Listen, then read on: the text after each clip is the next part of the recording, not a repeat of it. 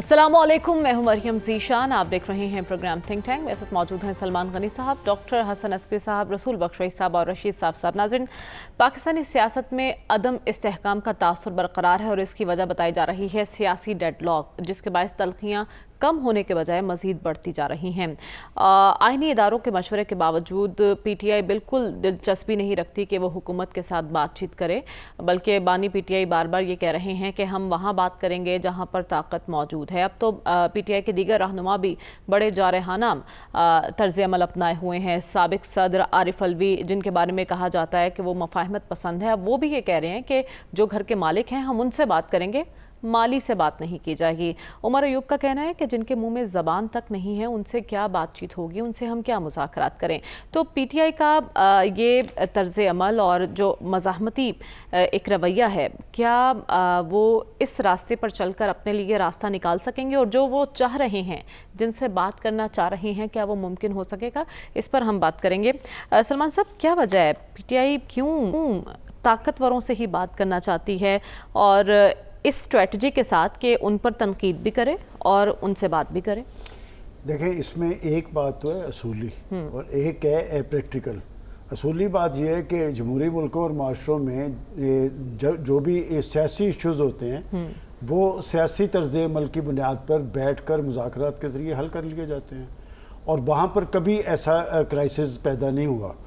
जहाँ तक पाकिस्तान की बात है, यहाँ का बावा आदमी निराला है कि इसमें कोई शक नहीं कि पाकिस्तान की इस्टेब्लिशमेंट पाकिस्तान की एक बड़ी सियासी हकीकत है। लेकिन प्रैक्टिकली जो देखने में आया है कि पाकिस्तान की पॉलिटिकल पार्टीज़ पाकिस्तान के अवाम पर एतमाद करने की बजाय अपनी सियासी ताकत और अवामी क़ुव्वत होने के बावजूद वो उनसे बात करती हैं, और यही वजह है कि वो जब उनसे बात करने के नतीजे में आते हैं फिर वो उन्हीं के नतीजे में जाते हैं और फिर उन्हीं पर तनकीद करते नज़र आते हैं। देखिए, ये मैं इसे ना पॉलिटिकल अप्रोच समझता हूँ कि जी वो ताकतवर। अगर असल में बात है कि कुछ लोगों की सियासत का महवर थपकी और इशारों पर रहा है। उनकी सियासी तारीख ये है कि वो थपकी और इशारों पर सरगर्म रहे हैं, और इसी की बुनियाद पर देखिए एक वक्त में वो एक सीट की पार्टी थी, आखिर वो 100 सीटों तक पहुंची। जिस वजह से पहुंची वो पाकिस्तान के अवाम बेहतर जानते हैं, इसीलिए वो पॉलिटिकल फोर्सेस से या पॉलिटिकल लीडरशिप से बात नहीं करना चाहते। लेकिन अगर वो किन से बात करें पॉलिटिकल फोर्सेस में, क्या हुकूमत से बात करें, वो हुकूमत जो इन पे गद्दारी पे के मुकदमात बनाना चाहती है? नहीं, देखें, आपने कहा कि वो इन पे गद्दारी के मुकदमात, सेम गद्दारी के मुकदमात बना दिए गए थे। मैं आप ये तो चाहते हैं ना, मैं उस दौर 3.5 साल दौर में अपनी अपोजिशन पे बना, इसी लाहौर के थाना शदरा में 35 लोगों पे गद्दारी के मुकदमा बना। असल में तारीख से सबक कोई हासिल नहीं करता। बात यह कि ये क्राइसिस उस वक्त तक चलता रहेगा जब तक पॉलिटिकल फोर्सेस आपस में नहीं बैठते। और मुझे याद पड़ता है इसी तरह की कैफियत पीपल्स पार्टी और मुस्लिम लीग नून में थी। फिर चार्टर ऑफ डेमोक्रेसी हुआ, फिर चार्टर ऑफ डेमोक्रेसी पे दस्तखत होने के बाद एक पार्टी ने बैठ के फिर इस्टेब्लिशमेंट से मामलात कर लिए। देखिए, बात है कि आप बार बार वो जो इस्टेब्लिशमेंट की तरफ देखते हैं उसे ताकतवर आपने बनाया है। देखें, आपने लफ्ज़ इस्तेमाल कर रहे हैं, हम ताकतवरों से बात करेंगे। ताकतवर इक़्तिदार आला पाकिस्तान के अवाम के पास है, और जमहूरी मुल्कों में ताकत का महवर भी अवाम होते हैं। जब तक ये सियासतदान और ये पॉलिटिकल फोर्सेस अपनी ताकत पाकिस्तान के अवाम से नहीं लेंगे और ताकतवरों से हासिल करेंगे, फिर उनकी ताकत बढ़ती जाएगी, ये कमज़ोर होते जाएंगे। अब आप देखें कि रोज़ दरवाज़ा खटकाते हैं, और हमारे डॉक्टर आरिफ अलवी साहब ने लाहौर में, मुझे बड़ा अजीब सा लगा जब उन्होंने कहा कि हम बड़े मजबूर हैं, हम दरवाज़ा खटकाते जाएंगे जब तक दरवाज़ा नहीं खुलेगा। इसका मतलब उनकी पॉलिसी वही है कि उन्हें यकीन है कि रास्ता वहीं से निकलेगा। तो फिर आप बैठे रहे इसी सहारे पे, आप अपनी सियासी ताकत जब तक लोगों को नहीं बनाएंगे आप दरबदर रहेंगे, आप हालात के रैबो करम पे रहेंगे। ठीक है, लेकिन अगर ये देखा जाए डॉक्टर साहब, जैसा कि अभी सलमान साहब ने भी कहा कि PTI भी एक हकीकत है और इस्टेब्लिशमेंट भी एक हकीकत है। अगर तो PTI वाकई उनसे मुज़ाकरात करना चाहती है तो फिर उन पर तनकीद क्यों कर रही है? उनका सोशल मीडिया इतना बेलगाम क्यों है? जो एक ट्वीट किया गया, एक फर्द वाहिद को निशाना बनाया गया, आप बात भी उनसे करना चाहते हैं तो फिर ज़रूरी है कि आप एक कदम पीछे हटें, फिर आप ये बात करें। मेरा ख्याल है PTI को आपसे पूछ लेना चाहिए। नहीं, थिंक टैंक के इतने माहिर लोग हैं। थिंक टैंक की ज़रूरत नहीं है, आपसे पूछें, क्योंकि आप एडवाइस कर रही हैं ना। देखिए, पाकिस्तान में कौन बात करना चाहता है? मतलब बात पे बात तो होती है कि जी बात होनी चाहिए, लेकिन कोई अमली इकदाम हुआ है किसी तरफ से? किसी तरफ से नहीं हो रहा। باقی رہا آپ کہہ رہی ہیں پی ٹی آئی بات کرنا نہیں چاہتی. پی ٹی آئی کی طرف سے عملی اقدام ہو رہا ہے کوئی؟ کسی کی طرف سے نہیں ہو رہا. میں تو کہہ رہا ہوں بات کرنا کون چاہتا ہے. آپ نے میری بات نہیں سنی. بات کرنا کون چاہتا ہے؟ نہ پی ٹی آئی کا کوئی موڈ ہے نہ پی ایم ایل این کا موڈ ہے. پی ایم ایل این نے حکومت کرنی ہے, پی ٹی آئی نے اپوزیشن کرنی ہے. اور پاکستان میں حکومت کرنے کے لیے ڈائیلاگ کی ضرورت نہیں ہے, پسندیدگی کی ضرورت ہے. اور پاکستان میں ڈائیلاگ کے لیے عوام کی سپورٹ کی ضرورت ہے. حکومت کرنے کے لیے عوام کی سپورٹ کی ضرورت نہیں ہے, کسی اور طرف سے سپورٹ کی ضرورت ہے. تو میرا نہیں خیال پاکستان کی سیاست جو ہے ایک نارمل جمہوری سیاست ہے. اول تو جمہوریت تو ہمارے ہاں ٹھیک ہے, کچھ زبانی گفتگو کرنے کی اجازت ہے آپ کو, اور لیکن عملی طور پر میرا نہیں خیال کہ کوئی بھی گفتگو کے لیے اس وقت سیریس ہے. ہر کوئی اپنے آپ کو سیکیور کرنے کی کوشش کر رہا ہے, اور سیکیور کرنے کے طریقے ہر پارٹی کے مختلف ہیں. پی ٹی آئی کا ایک اپنا طریقہ ہے. پی ٹی آئی کہتی ہے ہم بات کریں گے ان لوگوں سے جو طاقت والے ہیں. ایک لحاظ سے پوائنٹ صحیح ہے, وہ اس لیے صحیح ہے کہ پاکستان میں تو فیصلے جو بھی اقتدار کے فیصلے جدھر ہوتے ہیں وہ ہمیں پتہ ہے, لیکن دوسری طرف جو ہے کہ جو باقی جماعتیں ہیں وہ بھی ایک سیاسی حقیقت ہے, ان کو آپ اگنور نہیں کر سکتے, ان سے آپ کو تعلقات رکھنے پڑتے ہیں سسٹم چلانے کے لیے. لیکن بات یہ ہے کہ جب تک مختلف تین بڑی سیاسی جماعتیں جب تک ایک دوسرے کو ختم کرنے کی فلسفے سے نہیں ہٹتی, گفتگو نہیں ہو سکتی.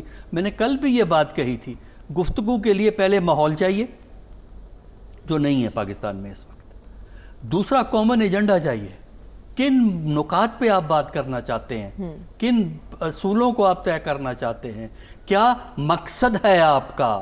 جمہوریت ہے, اقتدار ہے. ہمیں جو تو مقصد پاکستان میں اقتدار نظر آتا ہے, چاہے وہ پی ٹی آئی کا ہو, چاہے وہ پی ایم ایل این کا ہو, چاہے پی پی پی کا ہو.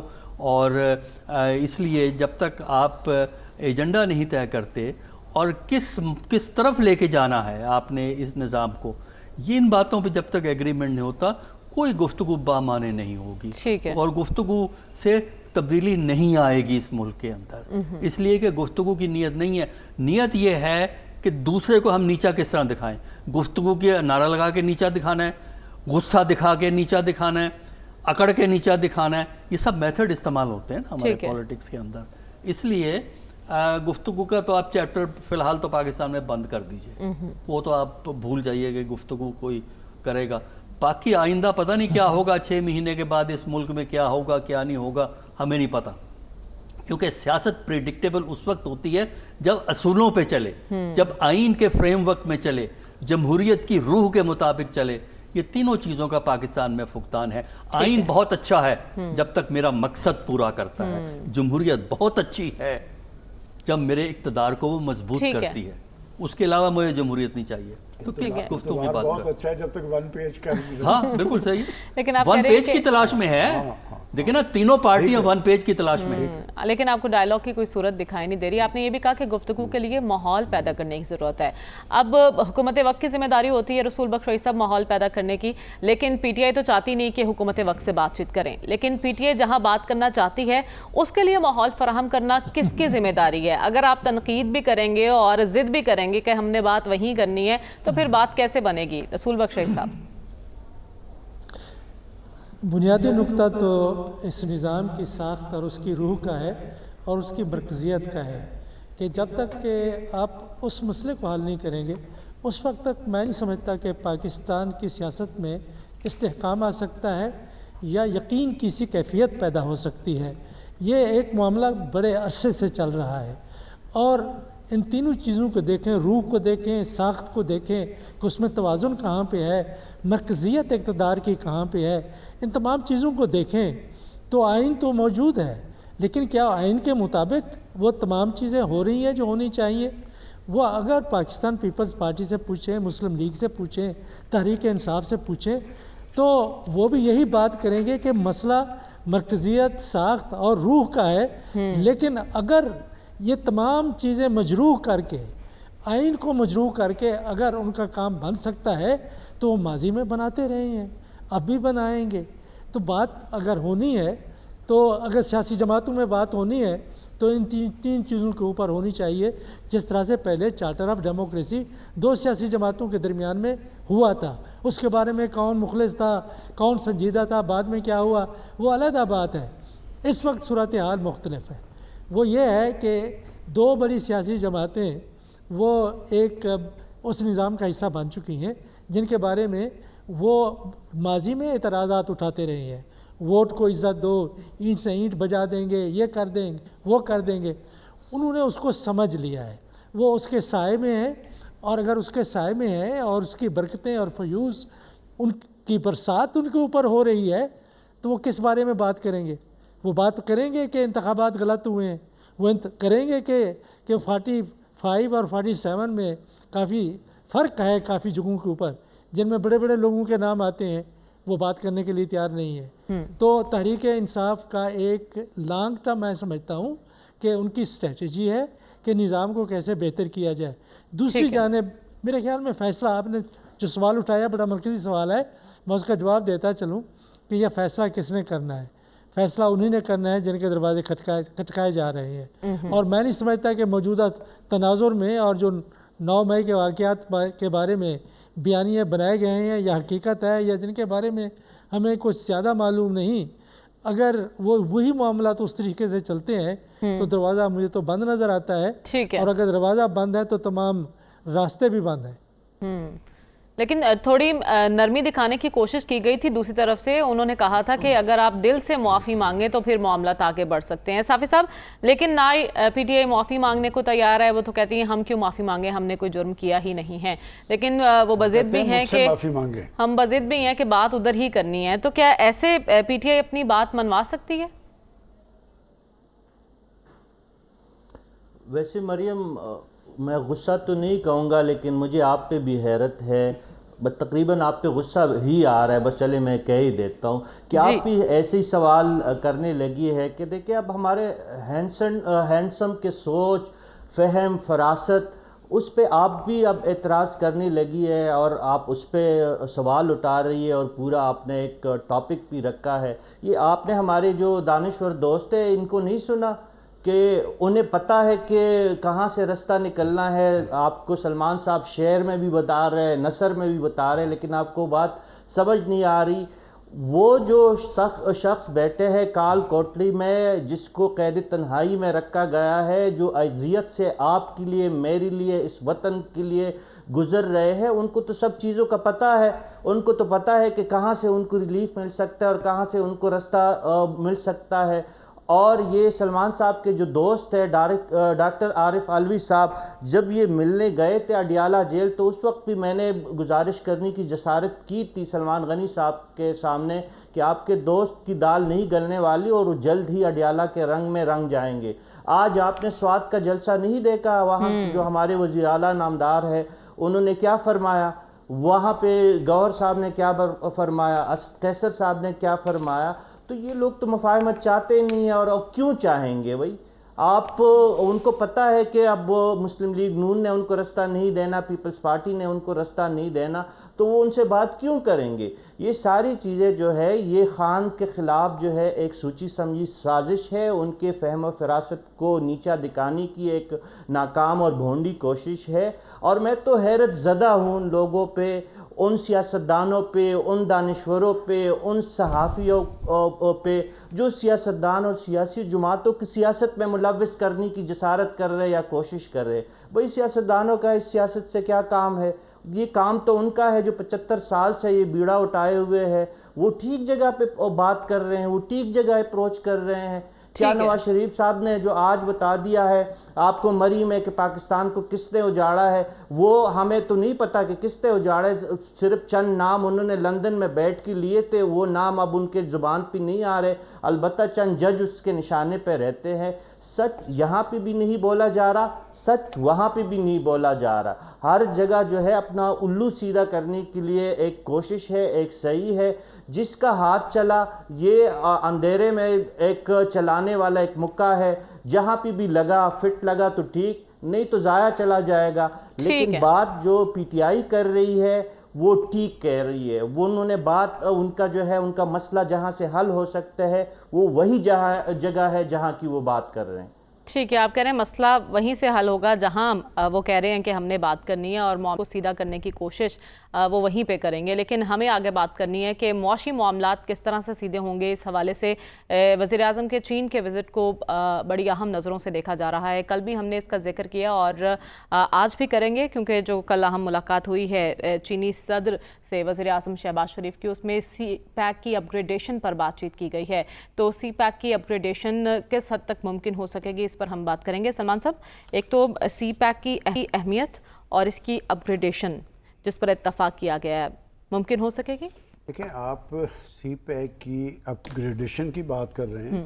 मेरा ख्याल है कि जो सी पैक को नुकसान पहुंचा है कि 2017 तक उसकी जो स्पिरिट थी उसके आगे बंद तो बांधा गया।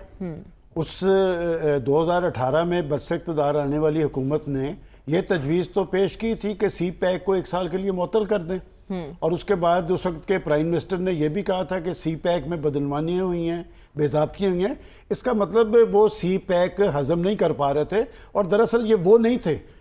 ये एक आलमी एजेंडे के तहत उन्हें ये पता था कि पाकिस्तान जो दफाई एतबार से खुद इंसारी की मंजिल पे पहुंच चुका है, क्या अगर सी पैक को भी उसकी स्पिरिट के मुताबिक चलने दिया गया तो ये तो माशी एतबार से भी खुद इंसारी की मंजिल पे पहुंचेंगे, तो इंडिया यहाँ पर क्या बेचेगा। तो लिहाजा एक बाकायदा एक साजिश थी जिसके तहत सी पैक का रास्ता रोका गया। अब ये जो प्राइम मिनिस्टर साहब का विजिट है, ये हर हवाले से कामयाब विजिट है, इसलिए मैं इस साइड से नहीं बात कर रहा, मैं दूसरी साइड से बात कर रहा हूँ कि आखिर प्रेसिडेंट, चीन के सदर, चीन के वज़ीर आज़म, सारे उनकी भरपूर पजीराई की है। लेकिन हमारे लिए चैलेंज ये है कि प्राइम मिनिस्टर साहब जो वायदे करके आ रहे हैं, क्या हमारे यहाँ हमारे अदारों के अंदर इतनी स्पिरिट मौजूद है कि हम सी पैक पर उसकी स्पिरिट के मुताबिक अमल पैरा हों, और वो जो 32 मुआहदे मुख्तलिफ शुबाजात के अंदर हैं, हमारे अदारों के अंदर इतनी जान है हमारे लोगों में कि वो आगे की तरफ बढ़ सके। और अभी हम जो बैठ के रोना रो रहे हैं कि एक तरफ मुआशी हवाले से हम बड़े बड़े इक़दाम करते नज़र आ रहे हैं, इसमें कोई दो राय नहीं कि बैरूनी महाज पर शहबाज शरीफ साहब ने कामयाबियाँ समेटी हैं कि सऊदी अरब, अबू धाबी, कतर, कुवैत और अब चीन।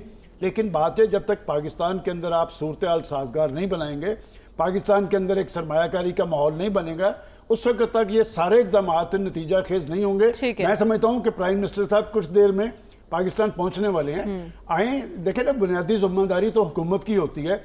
जब वो इतना बड़ा काम करने चले हैं तो इसके साथ साथ बड़ा दिल करें और अपोजिशन के लिए कोई बातचीत का दरवाज़ा खोलने की कोशिश करें। देखें, सियासी इस्तेहकाम के साथ ही मुआशी इस्तेहकाम मुमकिन है। ये नहीं हो सकता कि एक तरफ आप मईशत के लिए बड़े कारनामे सर अंजाम देते नजर आएँ और दूसरी तरफ पाकिस्तान के अंदर तनाव और टकराव हो। ये एक बहुत बड़ी कंट्राडिक्शन होगी। ठीक है डॉक्टर साहब, हम इस विज़िट पर बात कर रहे हैं, इसमें जो मुआहदे हुए हैं और इस विज़िट को आलमी क़ुव्वतें किस तरह से देख रही हैं? देखिए, आलमी क़ुव्वतों की तो कोई इतनी यहाँ रेलेवेंस नहीं है। असल चीज़ ये है कि हम उन चीज़ों को किस तरह इम्प्लीमेंट करेंगे। ये अच्छा दौरा है, और सी पैक जो है वो पाकिस्तान के लिए और चाइना दोनों मुल्कों के लिए फ़ायदेमंद है। दोनों को इसकी अहमियत का एहसास है। लेकिन हमारी प्रॉब्लम ये है कि हमारा जो गवर्नमेंटल स्ट्रक्चर है, मैं किसी पार्टी की हुकूमत की बात नहीं कर रहा, जो हमारा गवर्नमेंटल स्ट्रक्चर है वो इस किस्म के बड़े प्रोजेक्ट्स को यक सुई से आगे चलाने से कासिर है। और वजह यह है कि वो उनको गाइडेंस की प्रॉब्लम होती है ना। तो जब आपका पॉलिटिकल प्रोसेस जो है, जो पॉलिटिकल लिंकेज सिस्टम किसी स्टेट के अंदर होता है, उसमें आपस में ये हाल है जो कि पाकिस्तान में है, तो कोई भी प्रोजेक्ट कामयाब नहीं हो सकता। क्योंकि फेडरल हुकूमत अगर काम करवाना चाहती है, प्रोविंशियल हुकूमत आपसे नाराज़ है, या उसको इंटरेस्ट नहीं है, या प्रोविंशियल हुकूमत समझती है उसका फ़ायदा नहीं हो रहा, तो वो काम स्लो हो जाएगा। तो जब तक आप अपने सियासी हालात को ठीक नहीं करते, ठीक है, उस वक्त तक पाकिस्तान के अंदर कोई भी इंटरनेशनल प्रोजेक्ट मकासद हासिल नहीं कर सकेगा। ठीक है, यही वजह है कि आपके यहाँ इससे पहले भी सी पैक मसाइल का शिकार रहा है। उसके लिए आप किसी लीडर को जिम्मेदार दे दें, किसी की पॉलिसी को कर दें। मेरे नज़दीक कारकर्दगी की कैपेसिटी नहीं है हमें। देखिए, मैं आपको मिसाल देता हूँ, अगर टाइम है आपके पास। देखिए, मिसाल देता हूँ, हम चाहते हैं इन्वेस्टमेंट आए।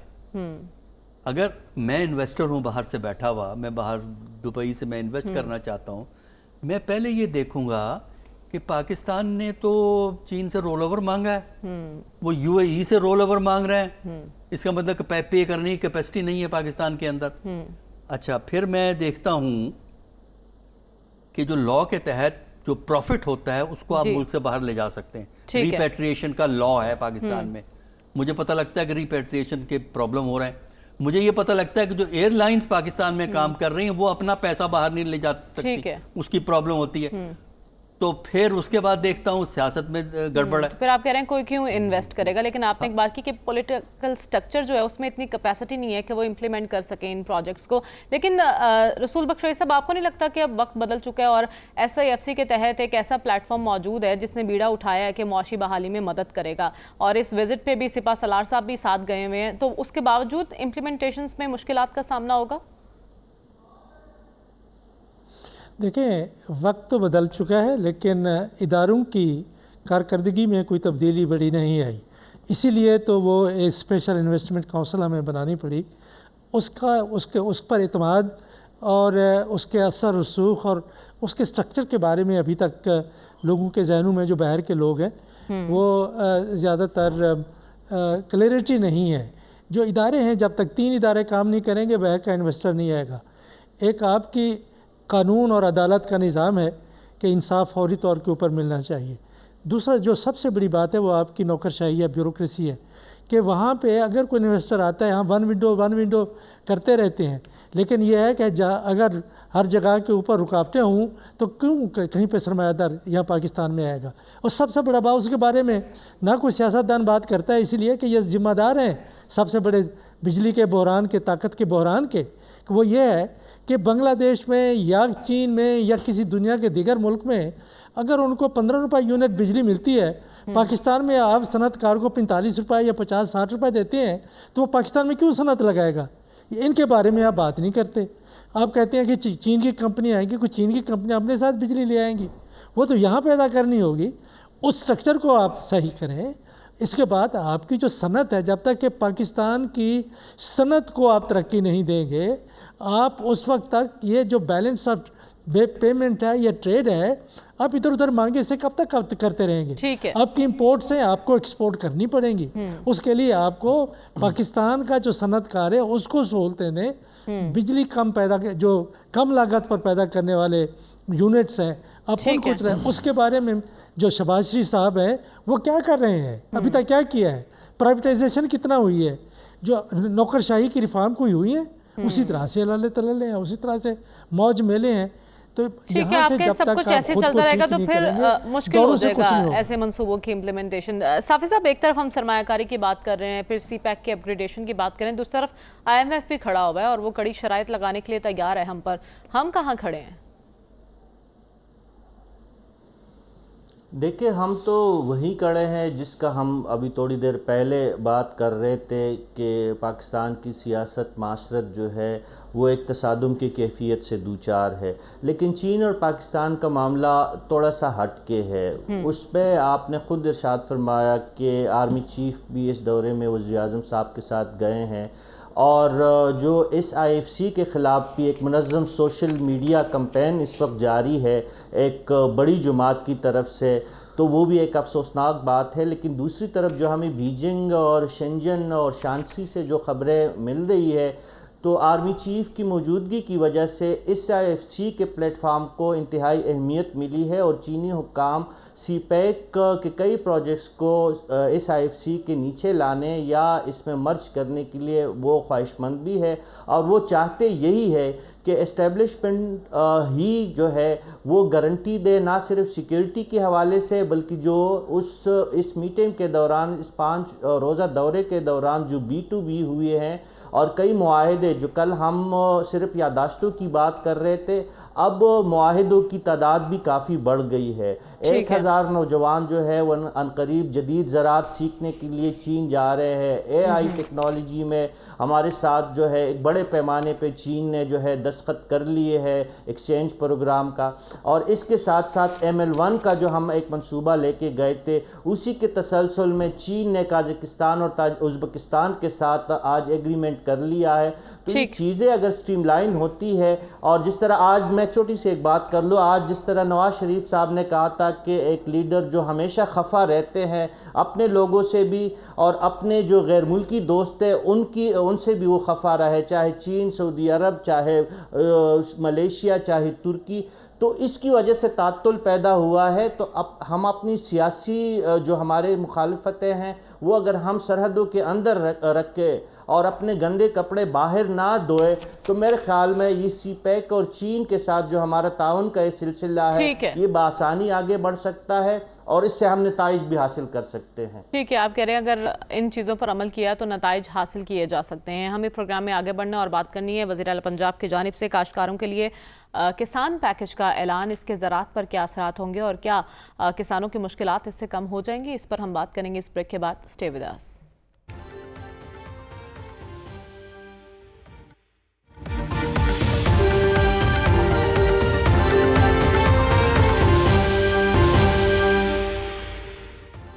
ویلکم بیک ناظرین. پنجاب گورنمنٹ نے کاشتکاروں کے لیے 400 ارب کے پیکج کا اعلان کیا ہے. آسان قرضے دینے کے لیے کسان بینک بھی قائم کیے جائیں گے, اس کے ساتھ ساتھ سبسڈیز دی جائیں گی, چھوٹے اور بڑے ٹریکٹر پر کسان کارڈ بھی تقسیم کیے جائیں گے.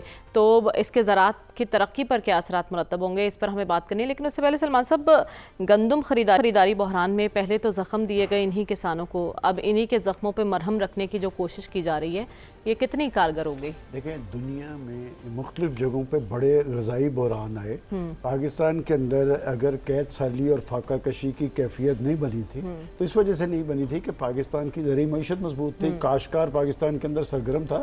آپ نے درست نشاندہی کی ہے کہ گندم کا بحران اس کے اثرات کیا ہیں, وہ جو غریب کاشتکار نے بھگتا ہے یہ آنے والے انتخابات میں ضرور پتہ چلے گا, اس لیے کہ وہ اس کا سب کچھ اس کی وہ فصل ہوتی ہے سالانہ. البتہ یہ جو 400 ارب کا منصوبہ ہے, میں سمجھتا ہوں 400 ارب میں سے اگر 200 ارب بھی صحیح مہینوں میں لگ جائیں تو اس کے یقیناً ثمرات سامنے آئیں گے. اور یہ جو ٹریکٹر والی فیسلٹی یہ بڑی امپورٹنٹ ہے, 50% چھوٹے ٹریکٹر پہ اور 70% بڑے ٹریکٹر پہ, یہ اگر بڑے زمینداروں کی بجائے چھوٹے کاشتکاروں کو مل جائے. 70% ہے اور بڑے ٹریکٹر پر 50% ہے. نہیں, اچھا میرا خیال تھا 50% چھوٹے پہ اور 70% چھوٹے پہ 70%. میں کہتا ہوں یہ اگر فیسلٹی بڑے زمینداروں کی بجائے چھوٹے کاشتکاروں کو دے دی جائے تو ان کی فصل بھی دگنی ہوگی, وہ اپنا ایک قومی کردار بھی اس حوالے سے ادا کریں گے. میں سمجھتا ہوں کہ پاکستان کے حکمرانوں کو, اور خاص طور پہ جو ہماری پارلیمنٹ کے اندر 70% زمیندار کلاس بیٹھی ہے, کاش وہ بھی کبھی کاشتکاروں کے حقوق کا, ان کے مسائل کا, ان کے مشکلات کا ادراک کرتے ہوئے اس کا تحفظ کر پائیں. ٹھیک ہے ڈاکٹر صاحب, یہ اقدامات کافی ہوں گے کسانوں کو ان کا غم بھلانے میں؟ دیکھیے, ہمارے یہاں فیشن ہے یہ پیکج, کسان پیکج, ینگ کا پیکج, سینئر سٹیزن کا پیکج, اور یہ ہر حکومت نے کیا ہے. پی ایم ایل این کی پرانی حکومت بھی کرتی رہی, پھر پی ٹی آئی والوں نے بھی اسی قسم کے پیکج چلائے, اور اب یہ حکومت پیکج چلا رہی ہے. ذرا جو پچھلے پیکیجز ہیں ان کا ذرا تجزیہ تو آپ کریں کہ جو اوریجنل آبجیکٹیو اعلان کیے گئے کہ ہم اتنا پیسہ تقسیم کریں گے, کیا ایکچولی وہ پیسہ تقسیم ہوا؟ نہیں ہوتا. وجہ پتہ کیا ہے کہ یہ جب لانچ ہوتا ہے بڑی دھوم دھام سے ہوتا ہے, میڈیا کا ایک بڑا شو ہوتا ہے, اخباروں میں کلر اشتہار چھپتے ہیں اور پیسہ تقسیم ہونا شروع ہو جاتا ہے. کچھ عرصے کے بعد نیا پیکج آ جاتا ہے کوئی اور, اب کسان پیکج ہے, پھر وہ کوئی ذمہ دار پیکج آ جائے گا. اچھا, وہ کسان پیکج کو بول دیں گے, وہ نیچے رہ جائے گا, نئے پیکج کے پیچھے دوڑ پڑیں گے, پھر وہ کسی تیسرے پیکج کے پیچھے دوڑ پڑیں گے. بات یہ ہے کہ اگر تو آپ وہ کسان جو یہ کسان ہے ایگریکلچر کے جو انپٹس ہیں ان کی پرائسز کو آپ کنٹرول کر سکتے ہیں, ٹھیک ہے, اور خاص کر مارکیٹ کو کنٹرول کر سکتے ہیں, اور کسان خاص کر غریب کسان کو انصاف دے سکتے ہیں, تب تو پیکج کے کوئی معنی ہیں. ورنہ اس پیکج کا وہی ہوگا جو پی ٹی آئی نے پیکج دیے تھے, پی ٹی آئی سے پہلے پی ایم ایل. ٹھیک ہے, آپ کہہ رہے ہیں اعلان کرنا آسان ہے, دعوے اس سے بھی زیادہ آسان ہے, لیکن حقیقی معنوں میں یہ پیکج اس کی رقم ان کسانوں تک پہنچ سکے گی یا نہیں یہ دیکھنا ہوگا. اسی پر بات کریں گے اس بریک کے بعد. اسٹے ود اس.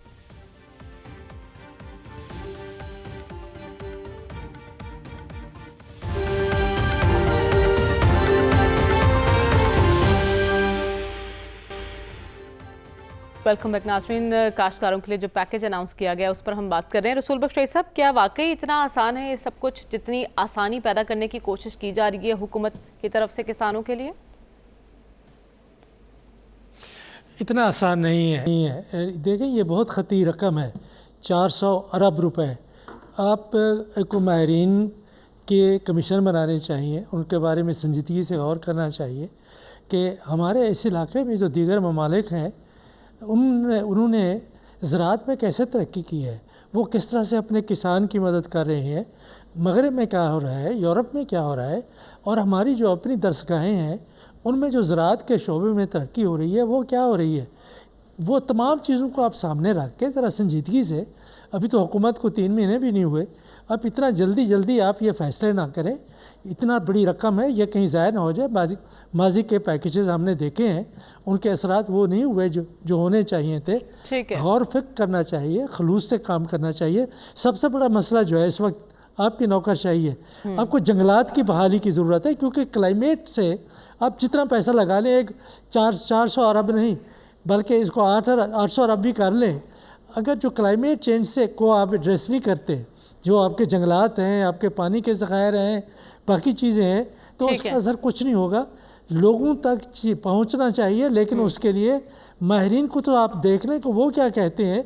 लेकिन मैं समझता हूँ कि बहुत बड़ी रकम है, अगर यह खर्च होती है खलूस से, नेकनामी से। ठीक है, आप कह रहे हैं बहुत बड़ी रकम है, लेकिन मुझे याद पड़ता है जब गंदम खरीदारी का मामला पेश आ रहा था साफी साहब, तो कहा जा रहा था कि पंजाब हुकूमत के पास इतने पैसे नहीं हैं कि वो गंदम खरीद सके। अब ये 400 अरब का पैकेज कैसे अनाउंस कर दिया गया?